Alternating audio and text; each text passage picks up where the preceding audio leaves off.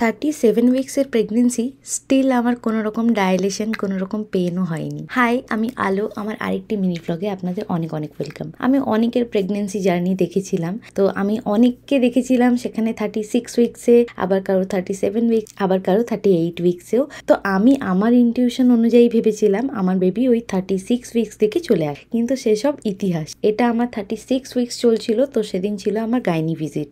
আমি আগের ব্লগে বলেছি যখন আমার প্রেগনেন্সি কনফার্ম হয় 8 উইক্সে, যখন আমি প্রথম ডক্টর ভিজিটে গিয়েছিলাম, তো প্রথমবার আমার গাইনি আমাকে দেখলেও বাকি সপ্তাহগুলো তারপর থেকে আমাকে আমার মিডওয়াইফ দেখতো।